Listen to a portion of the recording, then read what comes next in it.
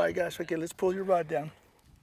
Hey, I caught a fish. Oh my gosh. So we have a beginner here, Amber, the production manager of Opal Images, who has never caught a bass, and she just caught her very first bass. So that's pretty good. So we're gonna just loosen this up so I don't get hooks in me. Can we get a picture of this? Oh yeah.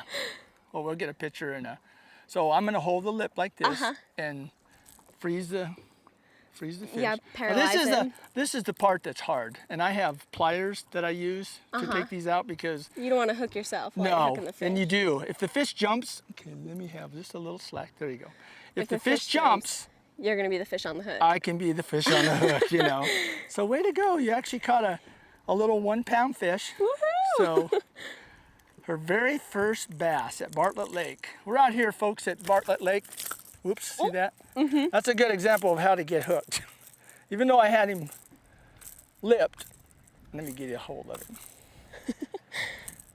Okay, so we're out here at Bartlett Lake today, and Amber is actually the production manager of Opal Images, who does all the filming of this. So today we decided that she's gonna fish and catch her first bass. So that's what we're doing. We're just throwing little crankbaits, and she's never even hardly ever filled a fishing pole, have you? Yeah. Last fish I caught, I was 7 and it was this big. Oh boy, so this is, you're graduating. So hopefully today she can get some bigger fish, which probably might happen. You know what, I'm gonna reach right down here and grab this pliers and make this easy, because these crankbaits have such hard hooks.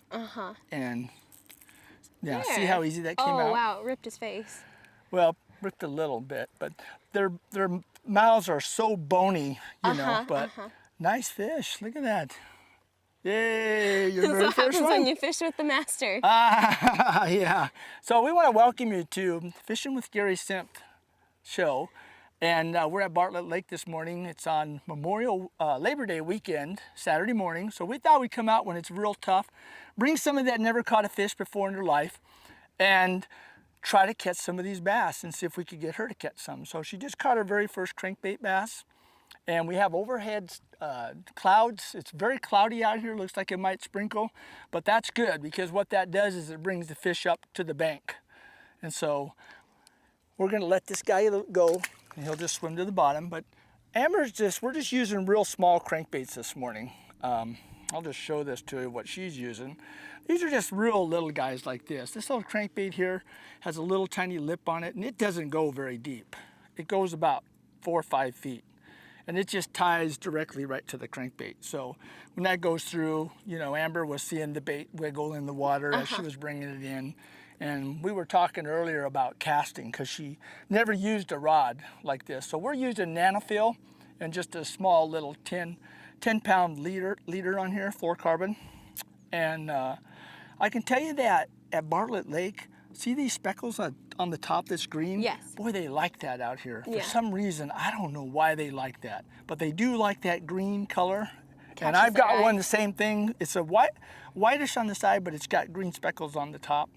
So we're gonna just kind of have fun and catch some more fish out here, and you kind of got excited when it's kind of neat, isn't it? You know, it's a good feeling. It's a good feeling when they bite, because what happened? You were reeling it in, all of a sudden it just stopped instantly, didn't it? Well, what's gonna happen when you get a big one on? I'm probably gonna be swimming with it.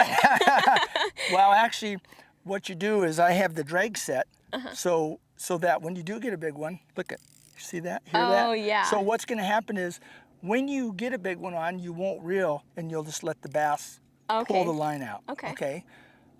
Hopefully we do get the bigger one. Yeah. But we're gonna go crankbaiting today. We're gonna use some Texas rig worms, and we're gonna try another new technique that hardly nobody uses on this hardly anywhere in Arizona or any lake. So it's called flick shaking. Okay. And it's a wacky worm, and we'll use the graph, and we'll get over structure, and we'll see fish on the bottom, and we'll drop it down on top of them, and we'll catch some fish like that. Okay. Well, that'll be later on, but we want to just try this, topwater and crankbaits and stuff, and just go junk fishing and have a good time and try to catch some fish. Cool. So got your first one under the belt? Yeah. So cool, keep on doing what you're doing, and we'll just kind of keep throwing, see what happens, all right? Yeah. Good job. Thanks. Amber, what we're doing is just covering a lot of water right now, and we're looking for active fish. So all these little rocky points that stick out like this are really good to throw up against the rocks. You know. Why? Well, Why because is it best to shoot well, there? for one thing, you're using a crankbait that looks like a crawdad. So you're imitating a crawdad, Yeah. more or less, and that's what they're going to be eating, or they're going to be eating a shad. Okay. So you want to actually throw towards the rocks as close as you can, like 3-4 feet away, and then just hold your rod down. And that way, when you hold your rod down, you get that lure to go a little bit deeper, you know. So it kind of sinks into the Right, water. so it just sinks down in the Okay. water. I'm throwing a top water. Now, you know, it's already 9 o'clock. So those fish ate real early this morning. I've already eaten. So So we're they just kind of in want the to take tough, a nap. we're in the tough time Okay. of fishing right now. So we're So- just hunting them down, trying to find one that's still hungry enough that, you know, we could catch him. You know. So I mean, at this part of the morning, is there really like a good place to look for them? There is, you know, there's, you know, where those fish are going to be hanging out would be like in the sticks or these points. You know how Okay. those rocks come out like that? Yeah. Well, those are real good places that fish will hang out right now. Okay. You know? Okay. So we're going to go over that, and we're going to throw these crankbaits right over the top of that, Mm-hmm. you know. See, now that they fed early, Mm-hmm. real early, now it's 9 o'clock. Now they're coming up trying to eat again. These fish have to eat about every 2 hours. Really?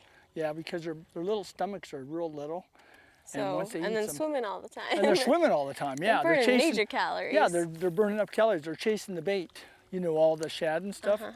So that's the reason why. So what I do is when I'm out here, and it's a cloudy day, so I'm not wearing sunglasses or whatever, but I'm scanning the surface of this whole area. So if I see fish Watching coming for up, the jumps. you know, and I can tell the difference between a bass and a carp.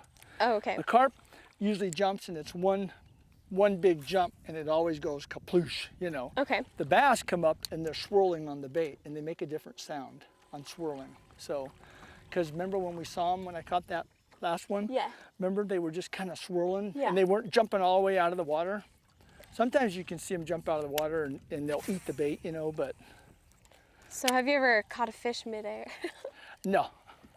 I have, that's kind of a good question. I have caught a fish by actually casting a lure over a tree limb, Really? and the bait went over the tree limb, and I was lifting it up to flick the bait off the tree, and the bass came up and grabbed the bait off the Did tree. you catch the fish Yeah. with that? Wow. Yeah, I did. That's so One time cool. I was at San Carlos and I caught like a 6-pounder that way, but most of the time they're small fish that I get like that. Now see that swirl right there? They're chasing shad. See how the water moved? Yeah. Watch this. Watch this. See the fish over there? Watch. Okay, cast your lure right towards those Okay, swirls. okay. They're actually, ooh, there's a fish right there, a big one. Watch this. Keep casting, cast out there and you'll get one. Okay, I got one on too. Look at this. This is a nice one. Oh, yeah. Look at, Oh, he's ooh. big. Okay, stand back a minute. It's a big one. He really is. Wow. He's Okay, what I'm gonna do is I'm gonna flip him right up in the boat. okay. Oh, now Amber, look at that. Oh, that's what I want to catch. So that's a good 3-pounder. Look at that. Wow. Is that beautiful or is it? Big. Isn't that nice? Yeah, it really is. That is a nice fish. Wow. So we just happen to luck out. When you get in an area like this and the fish are chasing shad, you want to just keep Just pounding the Oh, area. so like if you Just don't have keep- something, you just reel up yeah, real just fast. throw it up and Don't waste your time. nope. You just want to keep casting because you never know when you're going to get that next bite. I mean, and they might be there, 10 feet over, they might be over there. So you kind of keep mixing it up, you know. Okay. Okay. So maybe we'll throw to just- the same place 1 or 2 times, but Yeah. then move. Right. Just, I mean, you know, I'm kind of mixing it up and I'm casting, fan casting, and then you're covering that whole area. So you'll be able to just hit that. I'm waiting for them to come up again. There was some big fish in that Yeah. last school because you saw that one was 3 pounds. That was a good fish. Yeah, that was a big old fish for sure. Okay. And that's the way these big ones, they live a little bit deeper normally. And so when they chase shad and they come up, it's not by the shore. It's out here in deep water. Because I was here Wednesday, and we were fishing in the middle of the lake, believe it or not. Because they Really? were coming up chasing shad out there in the middle on Wednesday. So, but there was no boats here. We're here on Saturday, Labor Day, and of course we're not seeing any boats now because it's still Okay. early. So I think I'm hooked. You got the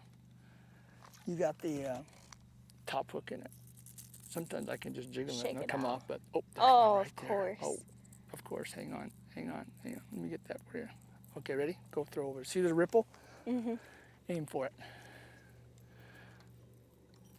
So they're still there. Whoops. I'm gonna miss I know it. when you get in a hurry, this is when This is when you mess up. it always messes up. There you go. Whoops, watch your feet. Yeah, There yeah. you go. Dadgum. Just keep casting, reel it in, keep on red steady reel, and cast out again. Cast a line and reel it in. Get that wasp out of here. Yeah. You got that song down. The good old boys song. I Just do. drop a line And and reel it in. Yep, just keep casting because they're out there. And Yeah. they might be 6, 8 feet deep, you know, and I'm casting a surface lure, And you're which not is catching good, them. and I'm not getting down where the fish are. You are. You're going down 6 to 8 feet. But they could hear this little propeller on this little bait here, so they could come up and bite on it. It always used to upset John a little because a lot of times I would catch more fish.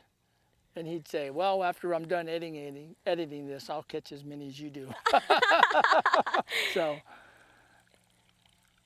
but on this show, we're showing little ones, big ones, you know, we're gonna show it all, or no fish, you know, because it's kind of a learning, whoops. Second. Well, I wish they'd come up again. Yeah, Wow. really though. They I'm not- waited till I got a They waited, hook messed yeah. up and then, okay, it's safe now. I know.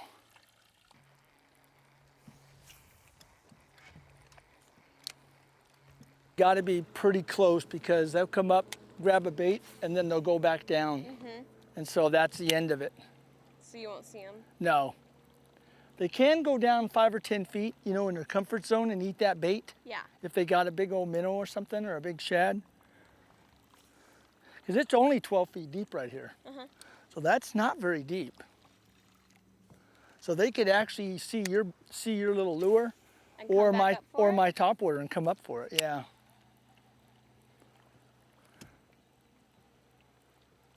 So topwater baits are right there in front of you. See the swirl? Yeah. Cast right over the top of them. Okay, now start reeling. Keep your rod down, yeah, just like you're doing. I don't think I'm gonna get Well, it. you don't know. You just got to get it in front of them to Yeah. see it. Now just do another cast. Just kind of. So it's better to get in front of them than behind them? Well, actually, you went over them, so that was good. There you go. Yeah, because you're bringing that lure So down 5, 6 feet, and he's already came up swirling on a bait. Yeah. So like if you were to shoot behind a big group of fish and then drag it through them, would they like that? Oh yeah, they would eat that. I'm beginning to see the benefit of the polarized sunglasses so you can Oh yeah, see into the water more. right. Way better. Yeah, I always wear Polaroids. I'm not now because the light's so low. You know, I really don't need them, but I have them where they're different shades of Polaroids too, because I have a sponsor that's called Maui Jim, Maui Jim. and so I get a pair of those every year, and they're like $299. Okay. But I'm not. Ooh, look at that!